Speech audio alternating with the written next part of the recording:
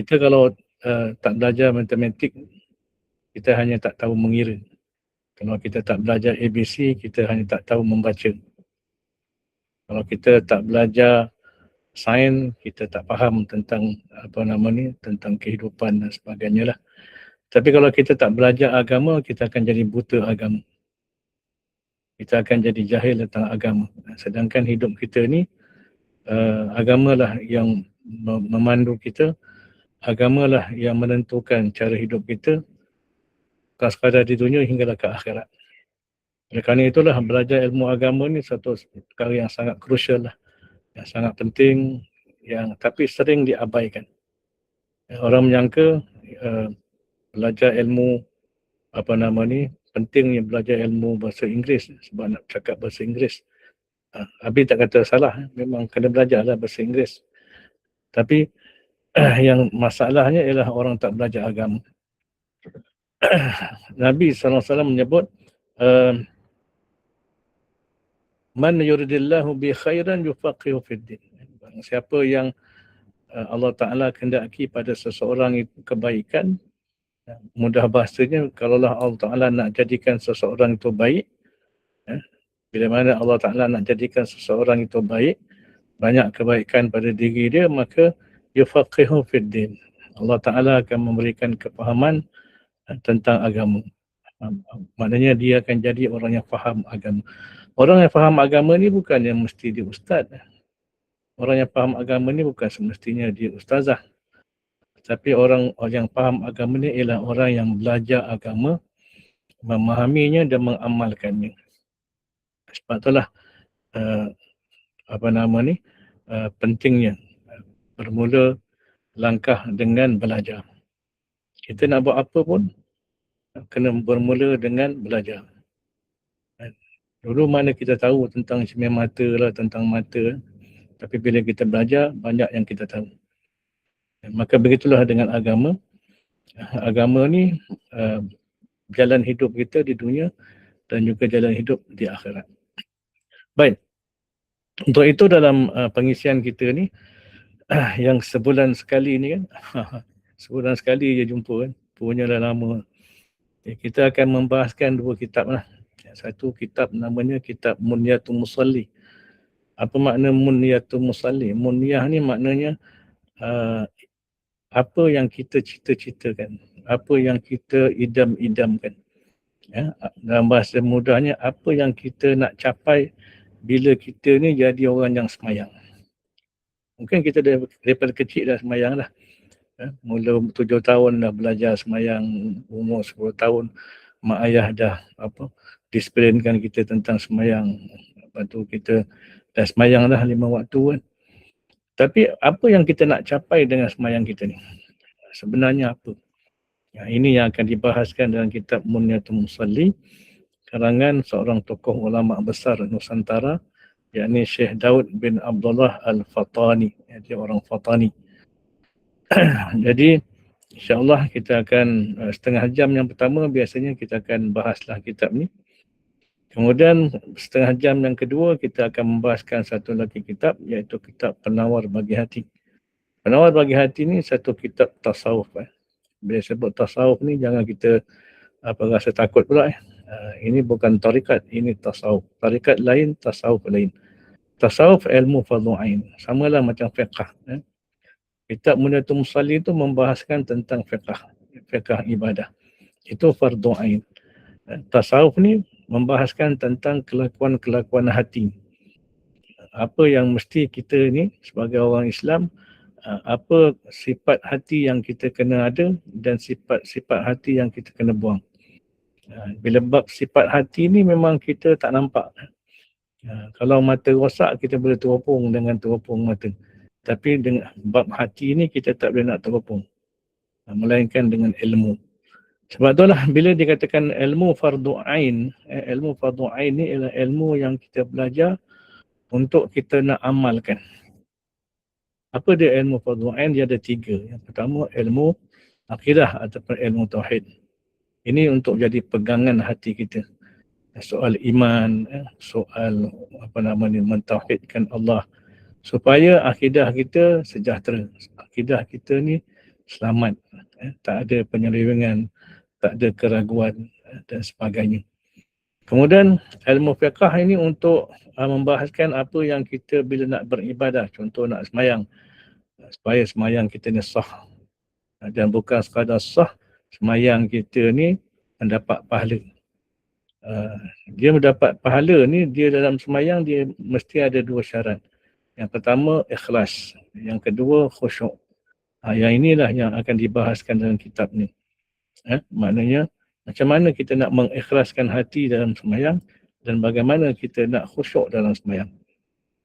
Kita boleh jadi orang yang semayang, tapi macam apakah kita mencapai tujuan dan matlamat kita semayang. Ini bahasan kitab fiqh, kitab yang kita nak belajar ni lah. Dan tasawuf termasuk dalam fardu ain kerana dia membahaskan tentang kelakuan dan sifat hati, supaya hati kita ni sejahtera. Dalam Quran Allah Ta'ala menyebut yauma la yanfa'u malun wala banun illa man atallaha biqalbin salim. Hari kiamat ialah hari di mana tidak ada bermanfaat harta dan juga anak-anak melainkan orang yang bertemu Allah biqalbin salim, dengan hati yang sejahtera. Apa makna hati yang sejahtera? Hati yang bersih daripada syirik, hati yang bersih daripada kekufuran, hati yang bersih daripada nifaq, hati yang bersih daripada segala sifat-sifat yang kotor, sifat takabur, sifat riak, sifat ujub, gila dunia, gila pangkat, gila harta, gila pujian, macam-macam gila ada. Itu dia. Jadi maknanya kalau kita tak belajar, kita tak tahu. Bila tak tahu, kita tak sedar dalam hati kita ni banyak sifat-sifat yang buruk. Maka insya-Allah mudah-mudahan dengan kesungguhan kita, dengan keikhlasan kita, kita bila belajar ni, kita bukalah hati kita supaya terima ilmu-ilmu ni dan kita bersedia untuk mengamalkan agar hidup kita ni benar-benar menjadi hamba Allah, dan bila mati besok Allah Ta'ala jemput kita untuk masuk ke syurga dia. Baik. Kita mulakan dengan kitab Munyatul Musalli. Semua ada kitab lah. Semua tak ada kitab. Siapa yang tak ada kitab, kena carilah. Kena cari kitab ni. Baik. Bismillahirrahmanirrahim. Ini pada pembukaan kitab. Siapa yang ada kitab tu buka lah. Baik. Kata musannif maknanya pengarang kitab Munyatul Musalli. Siapa dia? Yakni Syekh Daud bin Abdullah Al-Fatani. Rahimahullahu ta'ala, mudah-mudahan merahmatinya oleh Allah Ta'ala. Wanafa'na, mudah-mudahan kita mengambil manfaat bi'ulumihi, dengan ilmu-ilmunya, fid darain, untuk kebaikan dunia dan akhirat. Bismillahirrahmanirrahim. Aku mulakan risalah ini, yakni aku ni pengarang kitab lah, memulakan menulis risalah ini, yakni kitab ini, dan memulakan juga perbahasan dalam kitab ini dengan nama Allah, yakni dengan menyebut nama Allah. Yang mana Allah tu yang amat pemurah, Ar-Rahman, lagi amat mengasihani, Ar-Rahim, yakni mengasihani sekalian hamba-Nya yang mukmin, yang beriman di negeri akhirat. Baik. Ada kitab dia. Baik. Jadi maknanya ini satu adab, satu adab yang mana pengarang kitab ni dia memulakan menulis dan membahaskan kitab dia dengan menyebut Bismillahirrahmanirrahim. Kerana apa? Kerana apa dia memulakan kitab dia dengan Bismillahirrahmanirrahim? Kerana yang pertama, kerana beramal dengan hadis Nabi sallallahu alaihi wasallam. Kullu amrin zibalin la yubda bi bismillahirrahmanirrahim fa huwa aqta. Nabi kata suatu urusan tu yang baiklah bila dimulakan, bila tidak dimulakan dengan membaca Bismillahirrahmanirrahim, maka ianya kurang sempurna ataupun ada kekurangan. Apa yang dikatakan kurang sempurna ataupun kekurangan? Maknanya kurang keberkatan. kurang keberkatan. Sebab itulah maknanya memulakan kerja ataupun apa saja yang baik lah. Bila kita mulakan dengan Bismillahirrahmanirrahim, memulakan dengan ucapan Bismillahirrahmanirrahim, ianya membawa kita kepada dua perkara. Yang pertama, kita minta tolong daripada Allah. Kita memulakan satu kerja tu yang baik-baik ni, kita minta tolong pada Allah supaya tolong kita menyempurnakan kerja kita. Sebab kita ni tak mampu, kita ni hamba, kita ni lemah. Banyak benda yang tak tahu, walaupun kita profesional ke, kita ni pakar ke, masih banyak lagi benda yang kita tak tahu. Jadi kita minta Allah Ta'ala tolong kita dalam kerja buat kita. Itu yang pertama. Menyebut Bismillahirrahmanirrahim juga, yang keduanya kerana kita minta keberkatan daripada Allah. Apa makna keberkatan ni? Kita biasa dengar kan, orang Melayu sebut berkat ni kan. Jadi berkat ni apa? Arab sebut barakah. Arab sebut barakah. Masuk lidah Melayu jadi berkat. Tak apalah, orang Melayu sebut berkat pun berkat lah. Barakah ni maknanya limpahan kurniaan kebaikan yang melimpah ruah. Itu yang dikatakan barakah. Kita buat kerja kecil je, benda-benda kecil je. Contoh apa? Kita makan. Nabi ajar bila makan baca bismillah. Baca bismillah. Supaya makanan kita tu ada keberkatan. Maknanya, bila kita makan makanan tu, keberkatan tu Allah Ta'ala beri pada kita. Sehingga, menjadikan kita ni dapat banyak kebaikan daripada makan kita tu. Tu dia. Bukan sekadar makanan tu mengenyangkan kita. Tapi makanan tu jugalah yang akan memberikan kita tenaga, yang akan memberikan kita kekuatan untuk, yang penting ialah untuk beribadah kepada Allah. Sekadar makan kunyah nasi, lauk ikan goreng dengan sambal sikit, dengan kuah sikit, dengan sayur. Itu je. Tapi dengan keberkatan makanan kita tu yang Allah Ta'ala beri, kena ingat keberkatan ni hanya Allah yang beri, tak ada yang lain beri. Sebab apa? Tak ada Tuhan lain. Allah Ta'ala aja yang akan beri berkat ni. Manusia pun tak boleh beri berkat. Yang biasa orang kata nak minta berkat orang balik daripada haji itu cuma cakap-cakap lah. Sebenarnya keberkatan ni hanya Allah je. Sebab itulah dalam surah Al-Mulk kita baca Tabarakallazi biyadihil muluk. Tabarakallazi biyadihil muluk. Maha berkatlah Allah Ta'ala dan maha memberi berkatlah oleh Allah Ta'ala. Nampak tak? Jadi berkat-berkat ni hanya Allah Ta'ala bagi. Jadi walaupun dengan sedikit makanan yang kita kunyah, ia mendorong kita supaya berbuat taat kepada Allah. Mendorong kita meringankan tubuh badan kita untuk berbuat taat pada Allah. Itu tanda keberkatan. Bukan sekadar rasa ringan beribadah. Dengan makanan tu jugalah bila kita bagi makan anak isteri kita, yang dah ada anak isteri lah.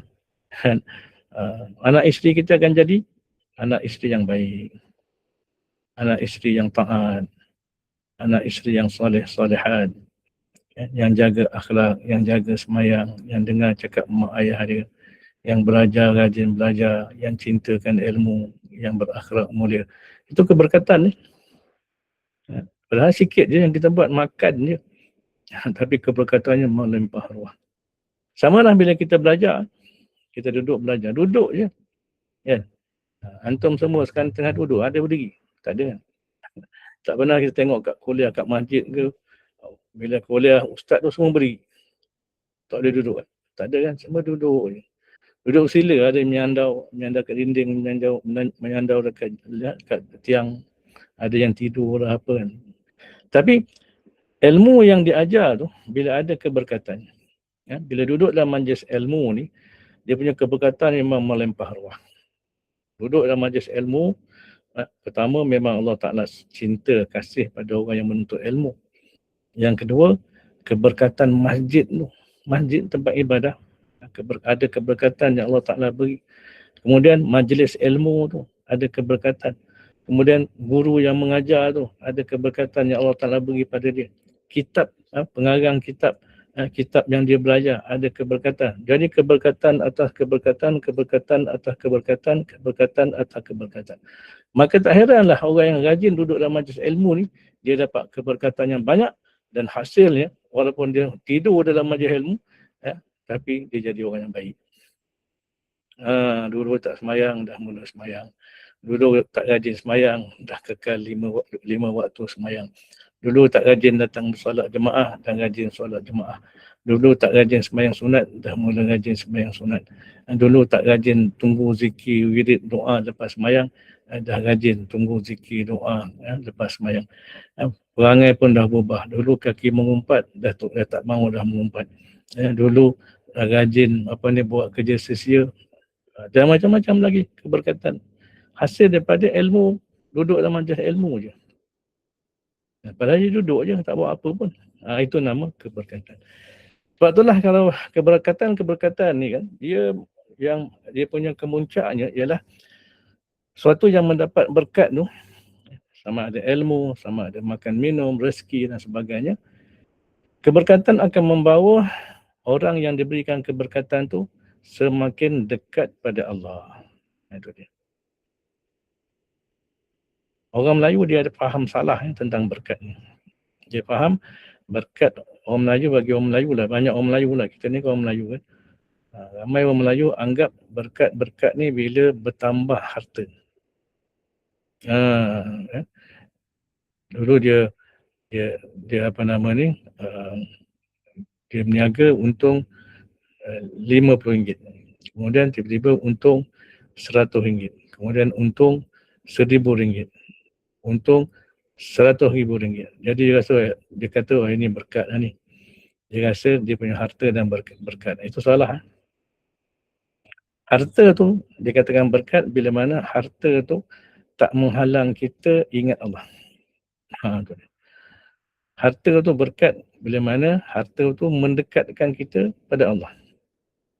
Dengan harta tu kita makin dekat dengan Allah, bukan makin jauh. Sebab ada juga orang makin banyak harta, makin jauh daripada Allah. Itu tanda walaupun makin bertambah untung dia, bertambah harta dia, tapi sebenarnya bukan keberkatan yang bertambah.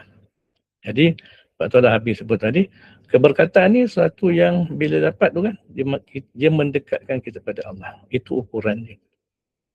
Dia takkan menghalang kita ingat Allah, dia takkan menghalang kita daripada beribadah, tidak akan menghalang kita daripada cintakan agama dan sebagainya.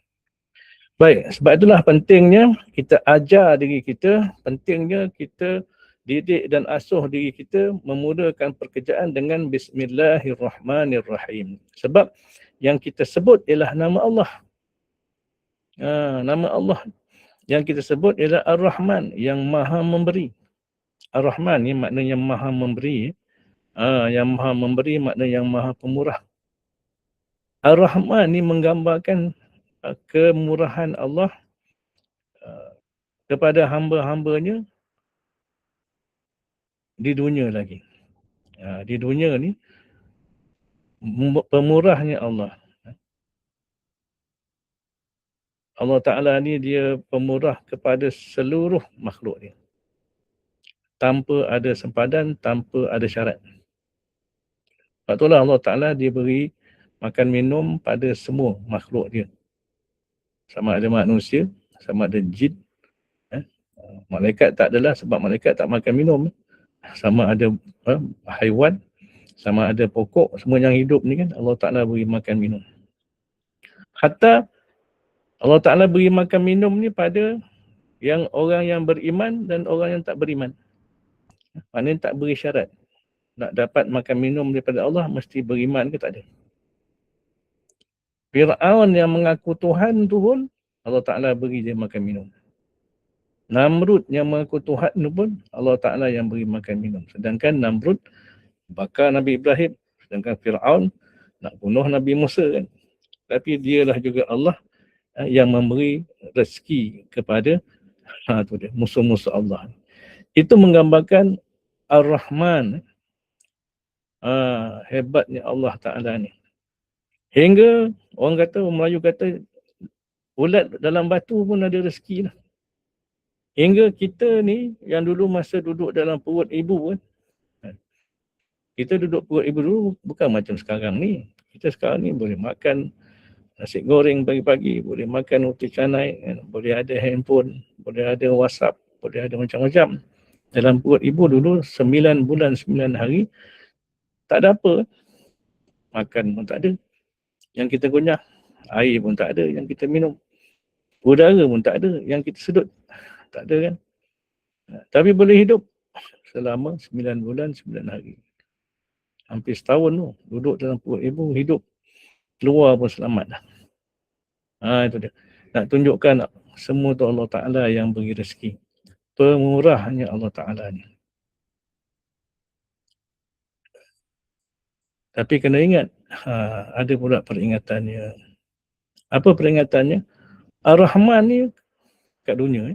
Allah Ta'ala perkenalkan Ar-Rahman diri dia kat dunia. Tapi di akhirat nanti, Allah Ta'ala perkenalkan diri dia sebagai Ar-Rahim. Apa makna Ar-Rahim? Maknanya yang amat penyayang. Yang amat penyayang hanya kepada yang beriman saja. Itu dia. Ini nampak bunyi macam lembut kan. Penyayang. Allah Ta'ala maha penyayang. Allah Ta'ala maha pengasih kan di akhirat. Tapi rupanya dia satu peringatan besar kepada kita. Bahawa di akhirat nanti Allah Ta'ala ni dia hanya sayang, dia hanya akan pandang, dia hanya akan lihat kepada mereka yang beriman saja, yang ada iman saja. Kat dunia tadi tak beri syarat. Tapi di akhirat dia beri syarat. Syaratnya mesti beriman. Sebab itulah di akhirat nanti pentingnya iman. Hanya yang berimanlah yang akan dapat rahmat Allah di akhirat untuk dapat masuk syurga. Yang tak ada iman, tak ada. Itu dia. Sebab itulah ini memberi peringatan besar kepada kita sebenarnya. Ancaman besar kepada kita. Kalau nak selamat di akhirat, maka di dunia lah kita kena beriman. Sepanjang hidup kita, di dunia lah kita kena beriman. Sehingga mati kita. Dan kita akan bangkit di akhirat nanti sebagai orang yang beriman. Dan ketika itulah kita akan dapat melihat sentuhan kasih sayang Allah Ta'ala yang maha sempurna, yang selamatkan kita daripada huru-hara akhirat, yang selamatkan kita ketika dihisap amalan kita, yang selamatkan kita ketika ditimbang amalan kita, yang akan selamatkan kita ketika melalui titian sirat, dan akan selamatkan kita daripada azab neraka, dan akan memasukkan kita ke dalam syurga ni yang penuh dengan kenikmatan. Jadi itulah gambaran Ar-Rahim. Maka tak heranlah Allah Ta'ala yang begini, Ar-Rahman, Ar-Rahim, inilah sahaja yang layak untuk memberikan kita pertolongan dan memberikan kita keberkatan dalam hidup kita, dalam segala kerja buat kita. Maka satu perkara yang penting kita contohilah contohilah pengarang kitab ni memulakan kitab dengan Bismillahirrahmanirrahim sebagai beramal dengan hadis Nabi SAW dalam kerja buat kita yang baik-baik. Kena sebut yang baik-baik. Sebab itulah bila kita buat, ada ketikanya Bismillah ni dihukumkan sunat. Nak makan sunat, nak minum sunat, nak mula solat sunat, mulakan Bismillah, nak baca Al-Quran dan sebagainya lah. Tapi kalau nak menyembelih, itu wajib. Sembelih kena nama Allah. Ataupun perkara-perkara yang harus, benda-benda yang harus dibuat. Contohnya makan, minum, pakai baju, nak naik motor, nak memulakan kerja, nak layan klien, nak layan customer, klien pula, nak layan customer, nak iklan ni supaya beli cermin mata, Bismillah, sebut nama Allah. Dan makruh dalam perkara-perkara yang makruh. Begitu juga haram dalam perkara-perkara yang haram.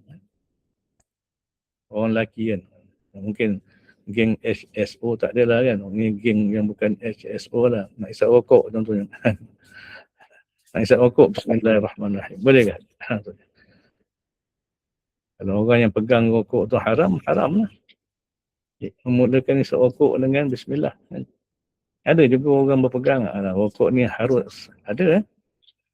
Ada juga mengatakan, teruk-teruk pun dia kata makruh je. Tapi sebenarnya, rokok ni memang dah kita tahulah burukan dia. Jadi benda buruk-buruk ni tak salah menyebut nama Allah. Nak mencuri, nak merompak tengah malam kan, nak pecah rumah orang, bismillahirrahmanirrahim. Tak boleh. Benda haram tak boleh mula dengan bismillah. Kalaulah memulakan bismillah, nak minum arak contohnya. Bukan kita lah, contoh. Orang nak minum arak, dia baca bismillah dengan niat mempermainkan nama Allah, bukan sekadar haram, boleh jadi murtad. Wallahualam. Kerana mempermainkan nama Allah. Okey, jadi maknanya kesimpulannya, bismillahirrahmanirrahim ni kena jadi cara hidup kita lah. Cara hidup kita. Wallahualam. Ini sebagai mukadimah hari ni. Mukadimah je ni. Oh, bismillah. Baik, kita akan masuk kepada kitab yang kedua.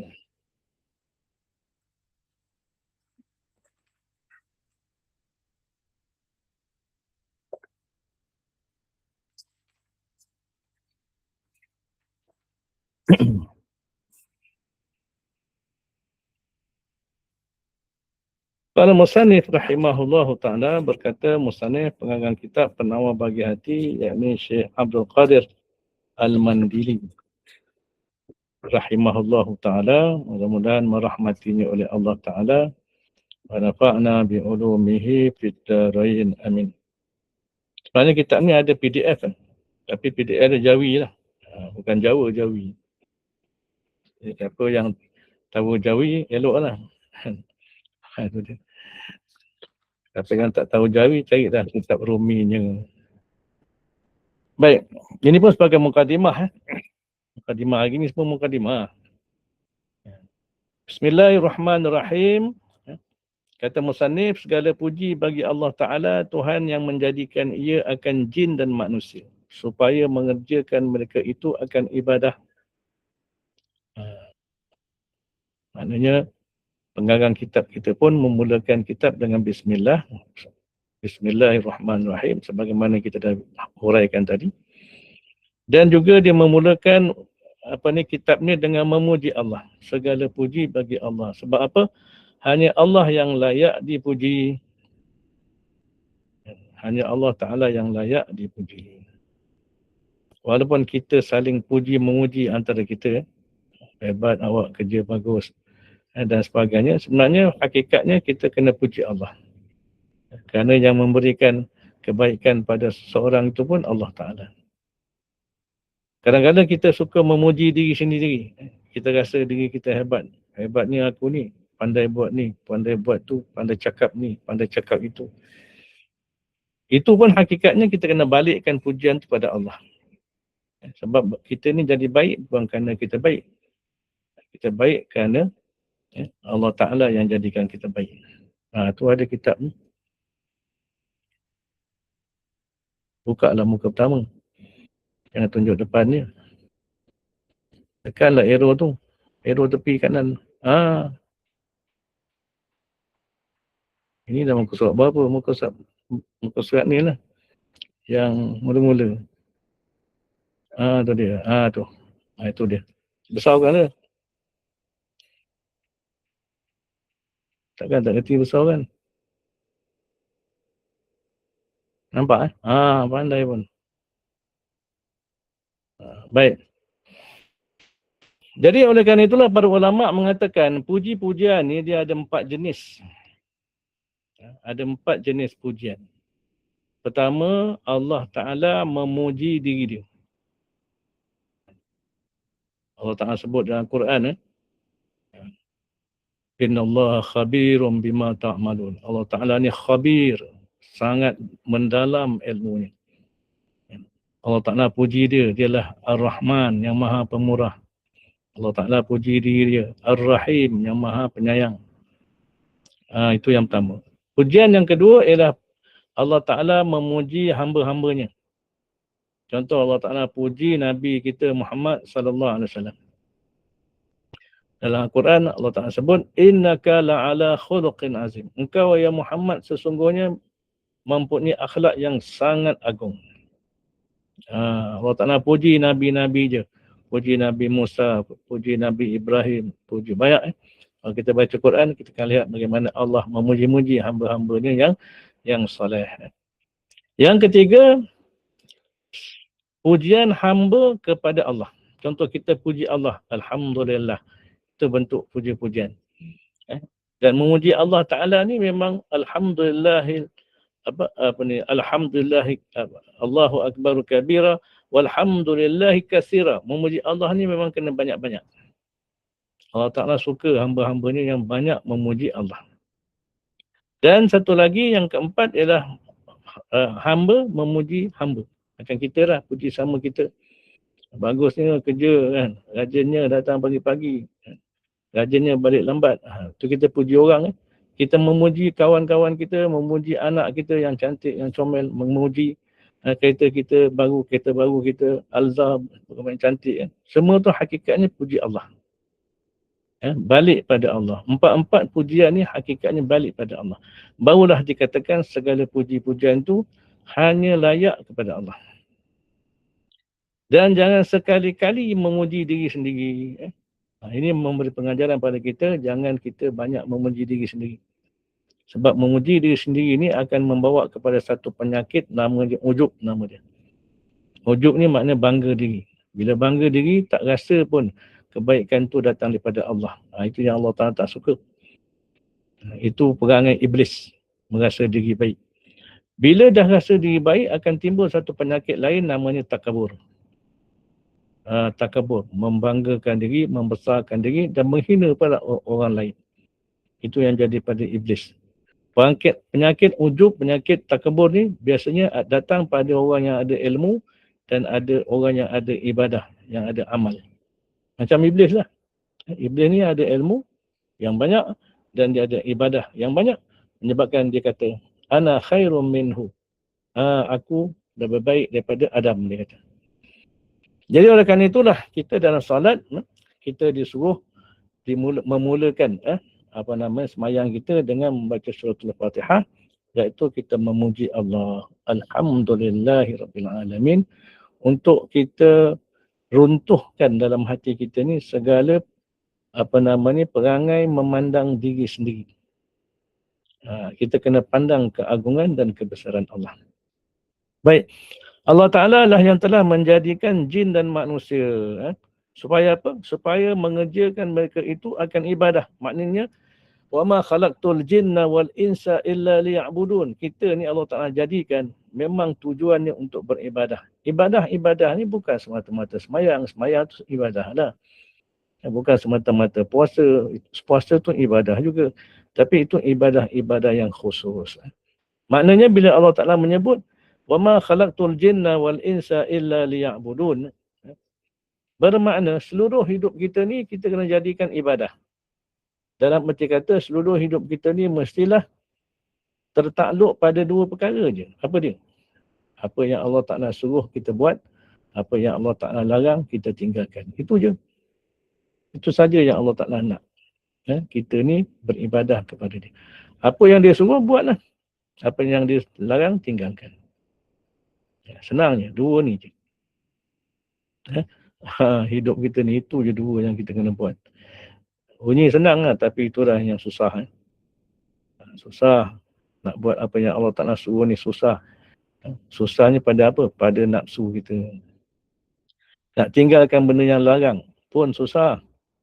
Nak tinggalkan mengumpat contohnya. Mengumpat ni sedap kan? Keliling kelalang kita umpat. Orang Melayu ni kalau mengumpat 24 jam. Orang Melayu ni kalau mengumpat keliling pinggang. Semua orang dia umpat kecuali diri dia. Orang Melayu tahu hukum mengumpat ni dosa kan. Tapi itulah yang dia buat. Dia hanya tahu umpat ni salah. Dia hanya tahu umpat ni benda keji bila orang umpat dia. Apa kau umpat aku? Bila orang umpat dia, dia baru dia marah orang. Tapi kalau dia umpat orang, sebakul, 2 bakul, 3 bakul tak cukup. Jadi maknanya, apa yang Allah Ta'ala larang ni memang susah kita nak buat, nak tinggalkan. Sebab apa? Sebab seronok pada nafsu. Itu dia. Nafsu lah yang menyebabkan kita susah nak ibadah, dan nafsu lah yang menyebabkan kita susah nak tinggalkan benda-benda yang tak baik. Bila nak beribadah, contoh mudah, semayang je. Masa tu dah datang lapar. Lapar ni nafsu lah. Masa tu dah datang malas. Malas tu nafsu lah. Masa tu dah datang macam-macam. Macam-macam dunia datang. Dunia movie lah, dunia game lah, dunia kuih lah, dunia kereta lah. Macam-macam datang. Semua nafsu. Begitulah juga bila kita nak meninggalkan benda-benda yang dilarang Allah, nafsu jugalah yang akan menjadi penghalang besar pada kita. Jadi oleh kerana itulah, kita sebagai manusia ni kena berusaha kuat supaya seluruh hidup kita ni benar-benar tunduk dan patuh pada perintah Allah. Kerana itulah tujuan utama kita dicipta oleh Allah. Baik, Allah Ta'ala juga lagi yang sangat mengetahui, yang sangat alim, yang sangat mengetahui, yang sangat hakim, yang sangat bijaksana, yang sangat khabir, yang sangat mendalam ilmunya akan yang tersembunyi, akan apa yang tersembunyi, yakni apa-apa yang tersembunyi di dalam dada, sama ada sifat ke, sama ada perangai ke, sama ada kelakuan ke yang ada dalam dada, maksudnya dalam hati kita. Dalam dada ni makna dalam hati. Itu dia. Waktu dalam surah Al-Mulk kan kita baca, innahu alimum bizatis sudur. Allah Ta'ala ni sangat alim, sangat halus pengetahuannya apa yang ada dalam dada manusia, yakni apa yang ada dalam hati manusia. Hati ni, hati kita ni lah tempat maknanya boleh ada iman contohnya. Dalam hatilah tempat yang boleh ada ketakwaan pada Allah, rasa takut pada Allah. Dalam hatilah yang boleh ada segala sifat-sifat kemuliaan. Ikhlas contohnya. Kenal Allah contohnya. Dengan hati je. Apa lagi? Cinta akhirat. Cintakan Allah. Cintakan Rasul. Sifat sabar dalam hati kita. Sifat zuhud. Tak cintakan dunia ada dalam hati kita. Tapi dalam hati jugalah akan ada boleh terjadi kalaulah kita tak jaga hati kita, penyakit-penyakit. Penyakit-penyakit dalam hati ni ada dua jenis. Ada dua jenis penyakit dalam hati. Yang kita kalau pergi jumpa doktor, doktor pun tak tahu. Tak boleh nak diagnose penyakit-penyakit hati kita yang dua jenis ni. Apa dia? Pertama ialah penyakit yang dinamakan penyakit syubhat. Yang kedua ialah yang dinamakan sebagai penyakit syahwat. Penyakit syubhat ni apa? Penyakit yang melibatkan soal keyakinan. Contoh, kufur pada Allah. Kufur. Apa lagi? Syirik, menduakan Allah, menyengutukan Allah. Apa lagi? Nifaq. Luar nampak baik, nampak Islam, nampak iman, dalam hati kufur kepada Allah. Itu nifaq. Apa lagi penyakit? Syak. Keraguan, 50-50. Ada 50-50, maknanya 50% yakin, 50% tak yakin. Syak, zon. Zon ni kuat keyakinan tapi ada sedikit keraguan. Waham. Banyak keraguan, ada sikit keyakinan. Ini semua penyakit-penyakit syubhat yang menyebabkan, yang boleh merosakkan pegangan hati. Contoh, bila soal rukun iman contohnya, 6 rukun iman, tak boleh langsung ada syak, zon dan waham. Rukun iman 6 ni, 6 kita kena beriman, kena yakin 100%. Tanpa ada sedikit pun keraguan. Beriman pada Allah, beriman malaikat, beriman pada Rasul, beriman pada kitab, beriman pada hari kiamat, beriman pada qada qadar. Ini semua kena 100%. Sikit pun tak boleh ada keraguan. Nampak? Tapi inilah yang banyak boleh hinggap dalam hati manusia, penyakit syubhat. Wal'ayazubillah. Yang kedua ialah penyakit syahwat. Penyakit yang muncul daripada nafsu. Yang nama nafsu ni ialah keinginan. Keinginan. Bahasa mudahnya, apa yang kita nak lah. Nak tengok, nak dengar, nak cakap, nak pegang, nak pergi, nak makan. Yang nak tu itu nafsu lah. Maka daripada nak ni, daripada keinginan nafsu ni, maka akan timbul macam-macam penyakit. Nak memandang, bagus. Pandang Quran bagus, pandang hadis bagus, pandang kitab bagus, pandang benda baik bagus, pandang tanda-tanda kebesaran Allah, langit bumi bagus. Tapi pandang yang haram, itu jadi rosak. Apa yang Allah Ta'ala larang, kita pandang. Tapi itulah yang nafsu kita nak, memandang benda yang haram. Sebab memandang benda yang haram ni seronok, lazat, sedap dan sebagainya. Samalah juga dengan cakap. Cakap lah, bagus. Cakap. Jumpa orang, cakap. Nak jual barang, cakap. Nak apa, cakap. Tapi kalau cakap ni tak jaga, banyak daripada cakap ni yang akan menjadi kebinasaan.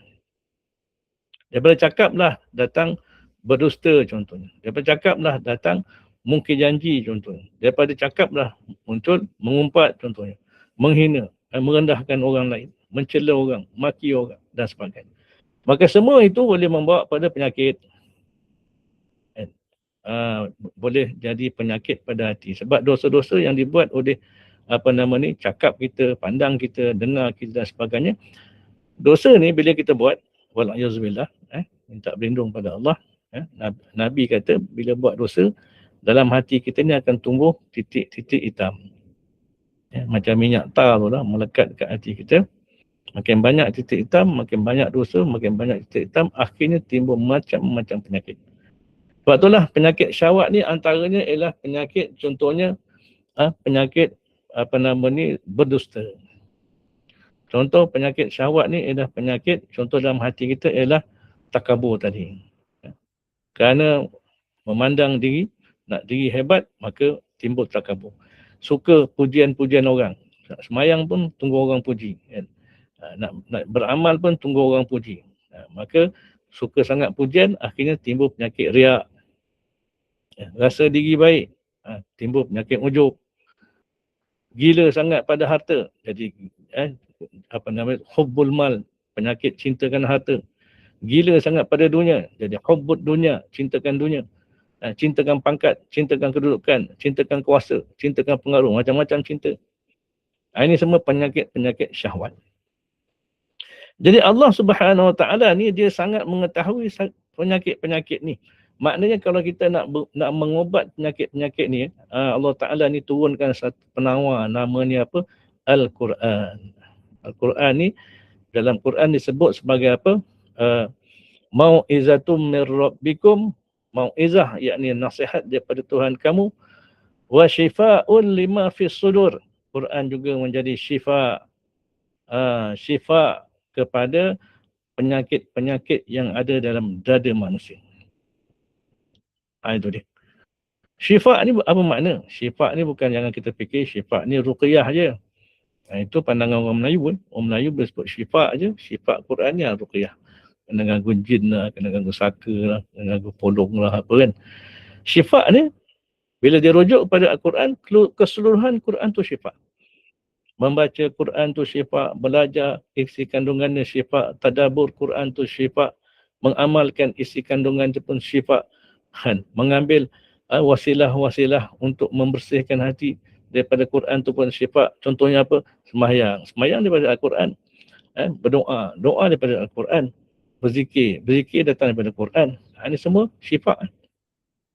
Sebab itulah kita kena tahu perkara ni. Sebab Allah Ta'ala bukan sekadar mendedahkan penyakit-penyakit yang ada dalam dada manusia, tetapi Allah Ta'ala juga mendatangkan syifanya. Dan juga Allah Ta'ala dia mengetahui segala mata yang khianat. Apa makna mata yang khianat? Ini orang kata apa? Ekor mata lah. Ekor mata kita. Kadang-kadang kita tak pandang orang. Ekor mata kita pandang orang. Itu dia katakan khianat mata.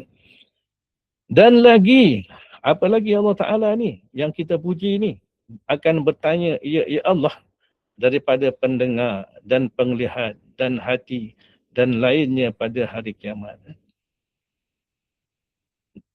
Pendengaran, penglihatan, hati ni semua Allah Ta'ala janjikan untuk kita. Tapi kena ingat, semua tu akan ditanya besok di akhirat. Inna sam'a wal basara wal fu'ada kullu ulaika kana anhu mas'ula. Dalam surah Al-Isra ayat 36. Sesungguhnya pendengaran, sesungguhnya penglihatan dan hati, semuanya itu akan ditanya. Akan dipertanggungjawabkan di akhirat. Baik, dan salawat dan salam adalah keduanya bagi Nabi yang dibangkitkan kepada sekalian alam kena rahmat, yakni Nabi kita Muhammad sallallahu alaihi wasallam. Dalam surah Al-Anbiya Allah Taala sebut wa ma arsalnaka illa rahmatan lil alamin. Tidaklah kami utuskan engkau wahai Muhammad melainkan sebagai rahmat kepada seluruh alam. Salawat dan salam. Apa makna salawat ni? Salawat ni. Arab kata salawat. Asal perkataan salawat ni ialah salat. Kita belum masuk pendahuluan, kita masih depan lagi ni. Ni bawah-bawah ni. Kau tak tahu Jawi pun. Kita baru sampai baris yang ke 1, 2, 3, 4. Dan salawat dan salam tu. Baik, dalam bahasa Arab, salawat asalnya solat. Solat. Solat tu singular, salawat tu plural. Jadi salawat ni maknanya doa. Asalnya maknanya doa. Lepas tu bila kita berselawat atas Nabi, kita sebut Allahumma ya Allah salli ala Muhammad. Maknanya berikanlah rahmat kepada Nabi Muhammad sallallahu alaihi wasallam. Itu namanya salawat. Okey. Cuma bila masuk lidah Melayu jadi selawat. Macam tadilah barakah Arab masuk lidah Melayu jadi berkat. Baik, tak apalah. Orang Melayu ni kan asalkan dia buat baik dah. Baik, yang bersabda ia Nabi kita Muhammad sallallahu alaihi wasallam bahwasanya Allah Taala tiada menilik ia kepada rupa kamu dan tetapi menilik ia kepada segala hati kamu. Dalam hadis yang riwayat Imam Muslim menyebut innallaha la yanzuru ila ajsadikum wala ila suwarikum walakin yanzuru ila qulubikum. Sesungguhnya Allah Ta'ala tidak melihat, tidak memandang. Maknanya tak pandang dengan pandangan rahmat. Maksudnya semata-mata hanya kepada jasad kamu dan juga pada rupa kamu. Akan tetapi Allah Ta'ala memandang kepada hati kamu. Maknanya apa yang ada dalam hati, terutama apabila kita beramal. Bila kita beramal, Allah Ta'ala akan pandang hati kita. Hati kita contohnya ikhlas tak? Itu Allah Ta'ala pandang. Kan? Kalau kita tak beramal, Allah Ta'ala pandang dalam hati kita ni ada tak sifat-sifat yang baik. Kan? Itu pandangan tempat Allah Ta'ala pandang hati kita. Tak macam kita kan, kita pandang manusia ni pada wajah dia, bukan pada hati dia. Baik, tapi tiba pula ada juga orang kata, saya ni walaupun tak tutup aurat, saya tak pakai tudung tapi hati saya bersih, dia kata. Saya ni walaupun saya tak semayang tapi saya ikhlas. Itu semua kena tipu dengan syaitan. Itu dia. Tipu dengan syaitan. Baik. Salawat atas Nabi dan juga atas sekalian keluarganya, keluarga Nabi dan sahabatnya, sahabat Nabi yang membersihkan mereka itu akan segala hati mereka itu daripada sifat kecelaan. Ini antara perkara yang para sahabat dan keluarga Nabi buat sebagai hasil didikan tarbiyah daripada Nabi, yakni membersihkan jiwa mereka daripada segala sifat kecelaan. Dan menghiasi mereka itu akan hati dengan perangai yang baik dan sifat kepujian. Baik, amma ba'du, adapun selepas itu, maka ini sebuah kitab yang kecil pada permulaan ilmu tasawuf. hamba, yakni pengarang kitab. Dia membahasakan diri dia hamba lah. Hamba. Itu dia. Himpunkan akan dia, akan kitab kecil ni. Ini kitab kecil yang kita nak belajar ni rupanya kitab kecil je. Kitab permulaan, kitab tadika sebenarnya. Peringkat tadika untuk permulaan belajar ilmu tasawuf. Kerana apa? Kerana peringatan bagi hamba sendiri. Ini sikap ulama' yang besar ni kan. Walaupun dia mengarang kitab, tapi sebenarnya dia mengarang kitab, kata dia untuk diri dia sendiri. Untuk dia tazkirah diri dia. Untuk dia amalkan. Dan juga bagi sekalian saudara-saudara yang baru belajar. Macam kita lah baru nak start usrah kan. Dan hamba namakan akan dia dengan penawar bagi hati. Penawar. Penawar ni bahasa Arab sebut syifa' lah. Sebab itulah syifa' ni dia bukan ubat ni, tapi dia penawar. Maksud penawar ni, dia ada rawatan dia. Dia ada rawatan dia. Dia ada proses penyembuhannya. Bukan sekadar cerita tentang riak, tapi macam mana nak bersihkan hati daripada riak. Ini kitab kita ni. Bukan cerita pasal hasad dengki, tapi macam mana nak bersihkan hati daripada perangai sifat hasad dengki. Ini kitab kita ni yang kita akan belajar. Dan pada menerangkan barang yang, yakni sifat-sifat kelakuan hati yang wajib dibersihkan daripadanya, daripada hati dan dihiasi dengan dia, dihiasi pula hati itu dengan sifat-sifat yang terpuji akan segala hati. Dan hamba sebut di dalamnya akan satu pendahuluan dan 3 kitab. Ada satu pendahuluan mukadimah dan juga 3 kitab, dan akan Allah Ta'ala. Masuk muka surat sebelah. Siapa yang jaga kitab ni? Masuk muka surat sebelah.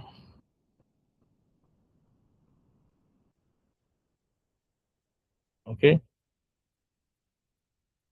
Dan akan Allah Ta'ala juga hamba pohonkan bahawa memberi manfaat ia dengan ini kitab bagi hamba sendiri dan bagi sekalian pembacanya, dan bahawa menjadikan ia akan dia ikhlas semata-mata menuntut keredaan kerana bahawasanya ia sangat kuasa. Ia yang Allah sangat kuasa atas tiap-tiap sesuatu yang menghimpunkan kitab. Patutlah bila Nabi sebut musannif, yang musannif tu lah dia katakan yang menghimpunkan, yang pengarang kitab lah. Siapa nama dia? Abdul Qadir bin Abdul Muttalib Al-Indonesi Al-Mandili. Dia ni orang Sumatera, keturunan Mandili. Khuwaidim, seorang khadam kecil. Talabatil ilmi, menuntut ilmu. Syarif, yang mulia. Bil Haram Al-Makih. Maknanya, dia ni memang seorang ulama besar yang banyak mengajar di Makkah Mukarramah, di Masjidil Haram.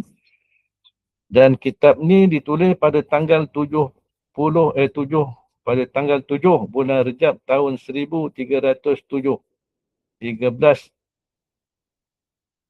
tahun Hijrah, maknanya 1378 Hijrah. 1378 Hijrah. Maknanya kalau tahun ni dah lebih 60 tahun kitab ni lah. Sekarang dah 47, kira sendiri lah. Wallahu a'lam, insya-Allah kita akan sambung dalam pertemuan yang akan datang pada pendahuluan nanti. La ilma lana illa ma 'allamtana innaka antal alimul hakim. La haula wala quwata illa billah al-aliyyil azim.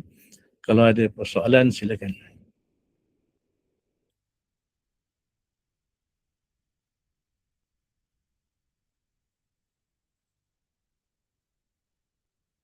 Ini rakam ke tak? Rakam. Jangan dah tekak kering ni tiba tak rakam lah.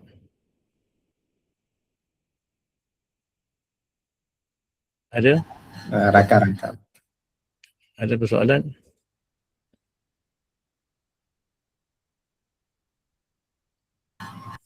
Bismillahirrahmanirrahim. Alhamdulillahirabbil alamin wassalatu wassalamu ala asyrafil mursalin wa ala alihi wa sahbihi ajmain. Allahumma arhamna bil Quran waj'alhu lana imaman wa nuran wa hudan wa rahmah.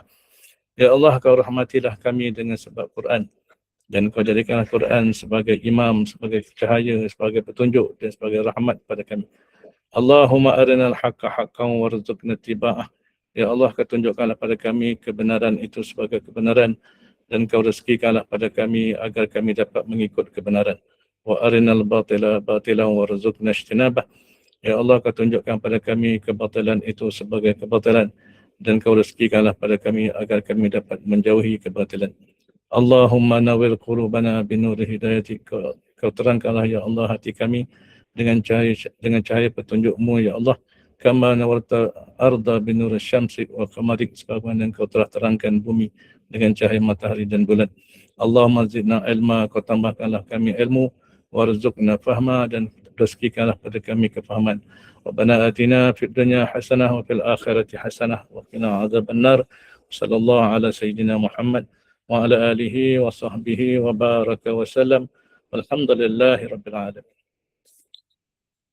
Alhamdulillah. Okay, baik, terima kasih Abi atas perkongsian yang penuh bermakna sebentar tadi. Jadi sebagai penutup, boleh kita dapat gambar sama-sama ya, Abi? So yang